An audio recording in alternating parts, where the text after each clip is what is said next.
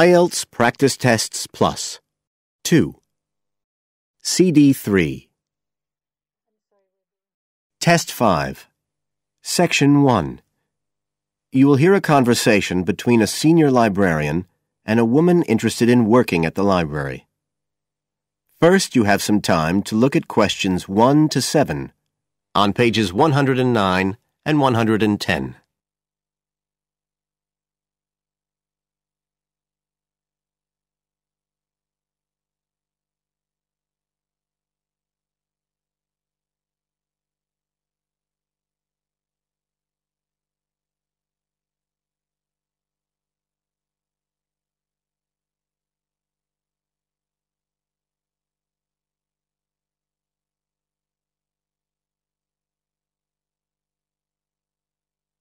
You will see that there is an example which has been done for you. On this occasion only, the conversation relating to this will be played first. I'm interested in doing some work for the library. Are you the person to speak to? Yes. Right. Well, what sort of work are you interested in? Well, I've just come to live here in Australia. I don't want a full-time job until my children have settled down, but I really need to get out of the house a bit. And I heard you need voluntary workers for various projects? Right. The woman is interested in voluntary work, so C has been circled in the example. Now we shall begin. You should answer the questions as you listen, because you will not hear the recording a second time. Listen carefully and answer questions 1 to 7. I'm interested in doing some work for the library. Are you the person to speak to? Yes. Right. Well, what sort of work are you interested in? Well, I've just come to live here in Australia. I don't want a full-time job until my children have settled down, but I really need to get out of the house a bit. And I heard you need voluntary workers for various projects? Right. But I don't know if I have the right skills. Well, we do provide training. Oh! We always include an orientation to the library, together with emergency procedures. That's fire regulations, emergency exits, first aid so you can cope with accidents or sudden illness. Things like that which are necessary for anyone who's working with the public. Then we give specialist training for particular projects, like using our database system. I do have quite good computer skills, in fact. Oh, great. Is there any sort of dress requirement? Well, all staff have to wear a name badge, so they can be identified if they go outside the staff-only areas. But apart from that, there aren't many regulations. We ask you to sign in and sign out for insurance purposes, but that's all. How about transport? Do you live locally? Well, not too far away. I'm at Porpoise Beach. My husband needs a car during the day, but it's only about 20 minutes on the bus. In fact, we can reimburse part of your travel expenses in that case. Oh! Would that be the same if I came by car? No, because parking is such a problem here. One thing we are looking for, though, is someone who can drive a minibus. No problem. So, do the projects involve going outside the library? Some, yes, but not all. We've just finished one which involved working with photographs taken of the area 50 or 100 years ago.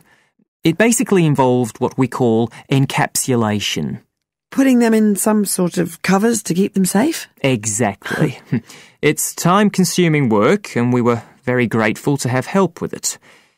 Then, sometime next year, we're hoping to begin working on an initiative involving the sorting and labelling of objects relating to local history.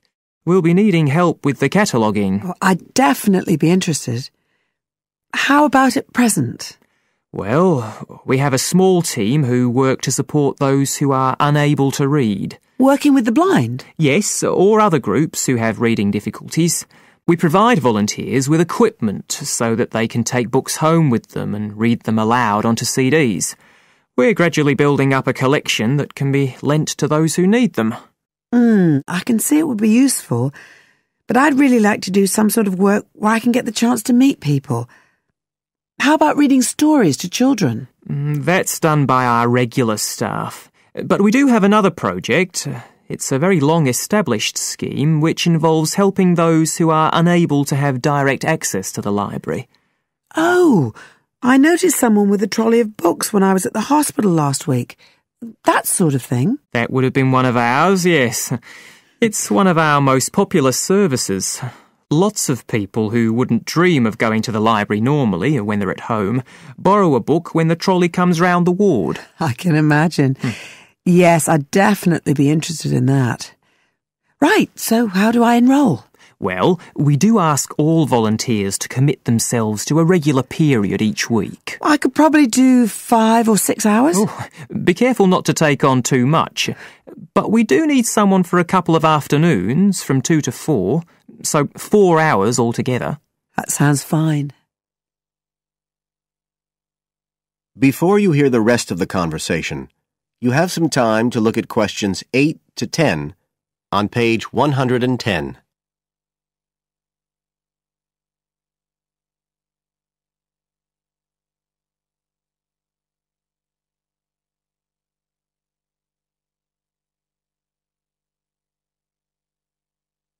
Now listen and answer questions 8 to 10.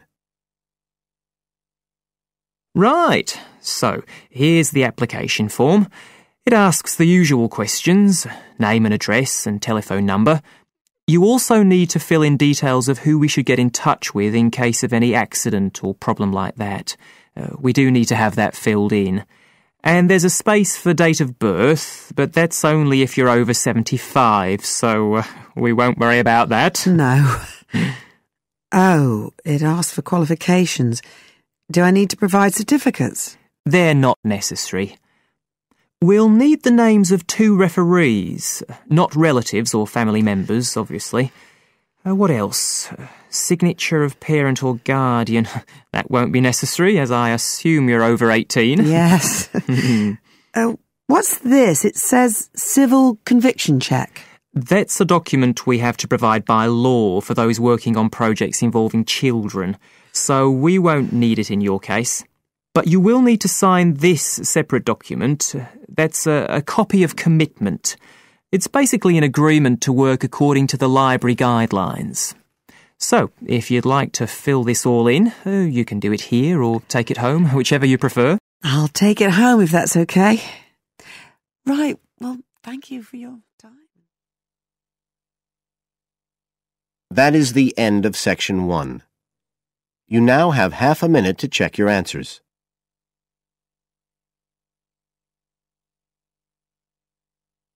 Section 2.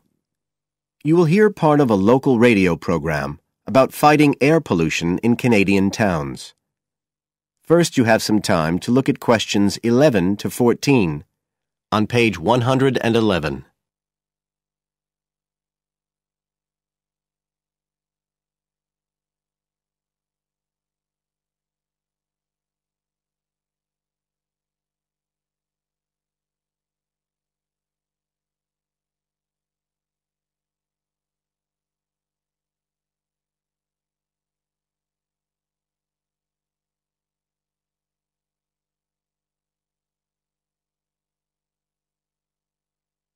Now listen carefully and answer questions 11 to 14. Good morning, folks, and welcome to the Information Roundup on your own local radio station. This is Larry Knowles talking to you this morning on Tuesday, the 25th of May.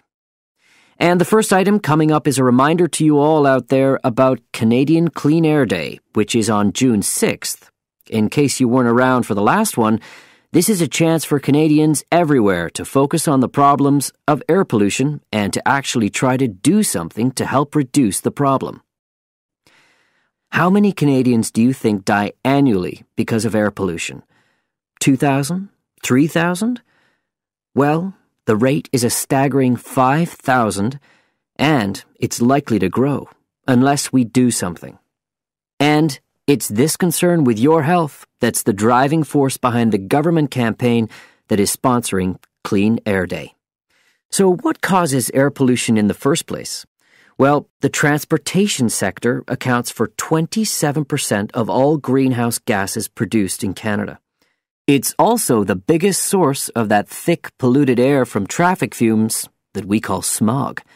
And it's the tiny particles and ground-level ozone in smog that are the main causes of health problems and even deaths across the country. Of course, it's worse in the big cities, but researchers have only recently realized that all you need are low levels of air pollution to seriously damage your health, so we're all at risk. You now have some time to look at questions 15 to 20 on page 111.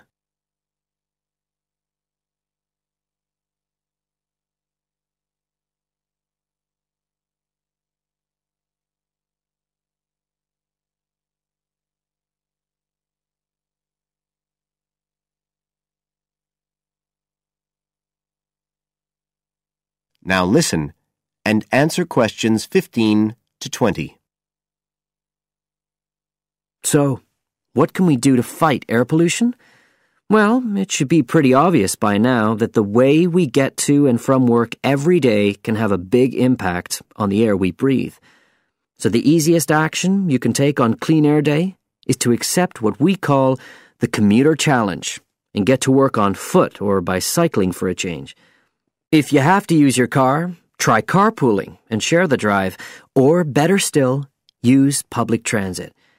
If everyone tries this for just one day, you'll be amazed by the difference it can make to the air in our towns and cities. But there's more you can do to improve air quality. For example, you can plant trees. And if you don't have a garden, then you can do your bit in other ways. For instance, did you know that modern, improved wood stoves can reduce wood smoke by as much as 80 to 90%? So you can make a big difference if you upgrade the appliances you use in your home. The government is also working hard on your behalf to clean up our air. Its priority is to reduce the emissions that cause smog, and they have clear plans to get there. Last year, Canada and the United States agreed to reduce emissions on both sides of the border between the two countries, and they plan to reach their targets in the next few years. The government's also taking action to get cleaner fuels. It's already reduced the sulfur contained in gasoline, and it hopes to reach the reduction target for sulfur in diesel by next year. But the measures don't just focus on the motorist. The federal government's also working to reduce emissions from power plants and factories right across the provinces. You can find out all about government action and all the plans for Clean Air Day events. That is the end of section 2. You now have half a minute to check your answers.